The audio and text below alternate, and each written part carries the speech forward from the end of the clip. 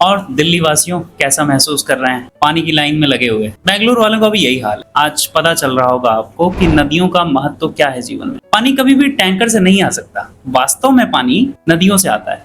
और नदियां तो छोड़ी नहीं गई, नदियां तो फैक्ट्रीज के हवाले कर दी गई। हर चीज जो भी फैक्ट्री से निकल रहा है, जो भी वेस्ट निकल सकता है आपके घरों से, आपकी फैक्ट्री से, सब कुछ नदियों में बहाया जा रहा है। पेड़ काटे जा रहे हैं, ग्राउंड वाटर डिप्लीट होता चला जा रहा है।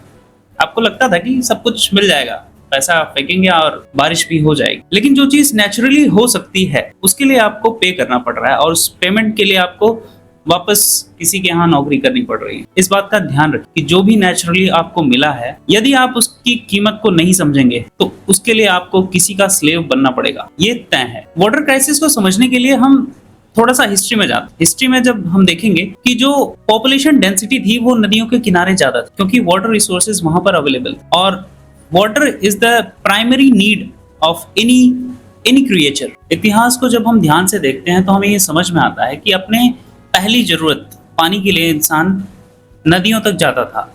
अगर वो अपना घर भी बसाता था तो वो नदियों के किनारे ही बसाता था। धीरे धीरे मानव का विकास हुआ, उसने चीजों को और अच्छे से समझना सीखा, तो फिर वो शहरों को बसाना शुरू किया। इंडस वैली सिविलाइजेशन जैसी व्यवस्था बनी। लोग नदियों के किनारे ही घर बसा रहे थे अभी भी, लेकिन उनकी समझ जब विकसित हुई तो उन्हें ग्राउंड वाटर मिला।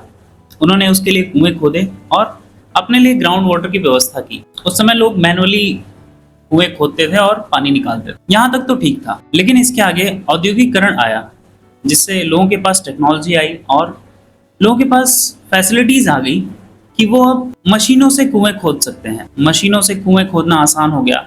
अब तो मशीनों से भी कुएं खोदने की जरूरत नहीं है, अब सीधा बोरिंग करके वो जमीन से पानी निकाल सकते। तो अब मनुष्य जो है वो नदियों पर डिपेंडेंट नहीं रहा, अब वो नदियों से दूर भी रहना बसना चालू कर दिया। औद्योगिकरण आ चुका था। औद्योगिकरण की शुरुआत थी, लोग उद्योग धंधों पर ज्यादा ध्यान केंद्रित करने लगे, व्यापार बढ़ने लगे थे, विदेशों से व्यापार बढ़ने लगे थे। तो मनुष्य जो है जहां व्यापार की सुगमता थी वहां पर बसना शुरू कर दिया।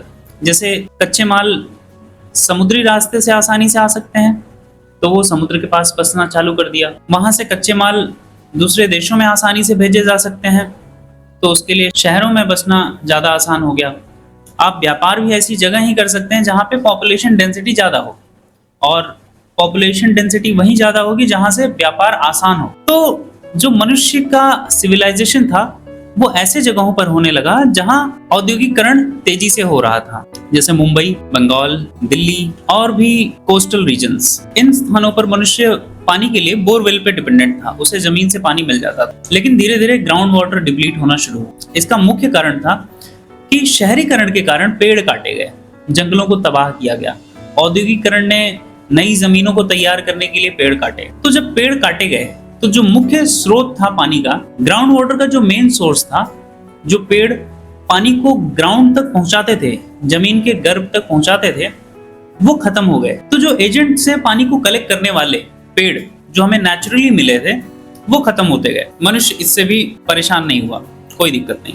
ग्राउंड वाटर खत्म हो गया तो हम नदियों से पानी उठा के अपने घर तक ले आएंगे। उसके लिए उसने वाटर पाइपलाइन बिछा दी। अब नदियों का पानी साफ करके घर तक पहुंच रहा है वाटर पाइपलाइन के थ्रू। लेकिन इसमें एक ट्विस्ट आता है, वाटर पाइपलाइन डैमेज किया जा सकता है, जो नेचुरल रिसोर्स हैं उनको पल्यूट किया जा सकता है। ऐसी समस्याएं वाटर पाइपलाइन सप्लाई के साथ थी। इसी चीज का फायदा उठाया लोकल पॉलिटिशियन, बिजनेसमैन और अपने आप को दबंग कहने वाले लोगों ने। बिजनेस स्टार्ट करने का ये एक बड़ा ही अनएथिकल तरीका था। वाटर पाइपलाइन को डैमेज कर दिया गया, फिर उन्हीं वाटर पाइपलाइन से वाटर कलेक्ट करके आपके घरों तक टैंकर से पहुंचाया गया इन्फ्लेटेड कॉस्ट पर। आपके वाटर रिसोर्सेज को गंदा कर दिया गया, उसमें फैक्ट्रीज का पानी छोड़कर जो बहुत ही हार्मफुल थे। उसके बाद आपको आरओ वाटर प्लांट्स दिए गए। जो चीज नेचुरली हो सकती थी उसमें कितने बिजनेस लेयर्स आ गए। Supply of water using water tank, filtration of water using RO water plants, packaged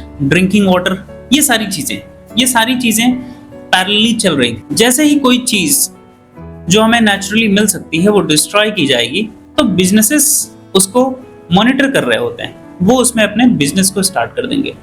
वो आपको उसे नेचुरली बनाने के लिए अपना एक टेक्नोलॉजी ले आएंगे, उसे टेक्नोलॉजी नाम देते हैं, लेकिन वास्तव में जो काम नेचुरली हो सकता था वो वही कर रहे होते हैं। मतलब हम तुम्हें दर्द देंगे, दर्द की दवा भी देंगे। तो कुछ ऐसा ही चल रहा था। तो इस तरह से जो चीज आपको नेचुरली मिल सकती थी वो चीज अब आपको पैसे देकर मिलती है। मतलब कि पानी जो आसानी से मिल सकता था, अब उसके लिए आप पेमेंट करते हैं और फिर भी वो आपको साफ नहीं मिल सकता। What are the actual reasons जो हम इस हाल में पहुंचे हैं, उसको बेहतरीन तरीके से समझने के लिए हम अगली वीडियो में इसके रीजंस को फाइंड आउट करेंगे। So subscribe to this channel and see you in the next video. Thank you.